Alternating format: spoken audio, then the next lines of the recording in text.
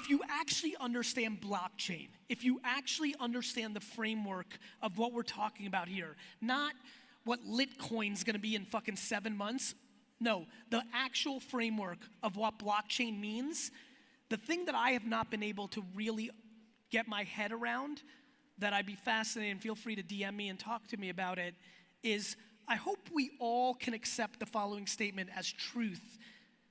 If you actually understand blockchain, it's really hard to wrap your head around how Russia, China, and America are gonna accept and allow this to happen. I think it's very important for everyone to actually understand this. If you actually understand what blockchain does, it takes away all the leverage that the countries in our world have outside of their atomic bombs and their armies.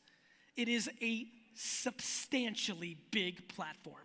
It is a revolutionary 2.0 of all the things the internet, my friends, has fundamentally started to drastically impact our culture because it's taken the middle and it's given it back to us.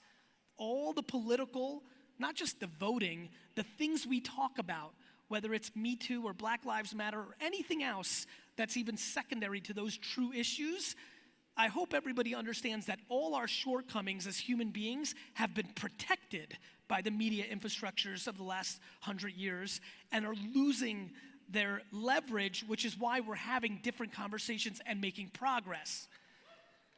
Blockchain takes that shit to a whole fucking nother place, which is why it's actually far more vulnerable than I think this room understands.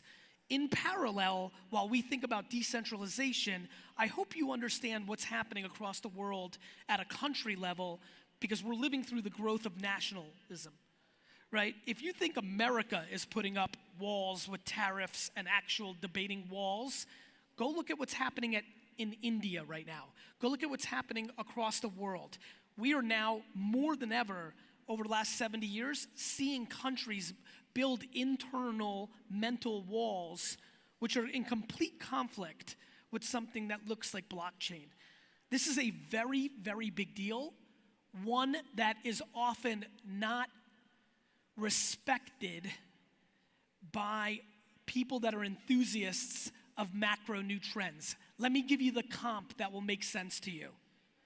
When Instagram copied the feature of Snapchat stories and pretty much pulled off a pretty substantial punch in the fucking face to Snapchat, it created everybody in the social media world to understand that you better not build a feature, because the ability of an incumbent like Facebook, Apple, or something of its ilk to copy that and stop you from growing is a very big deal. If you look at what's happening with the scooter movement, a lot of the cities and states are not gonna get tricked this time the way they did with Uber.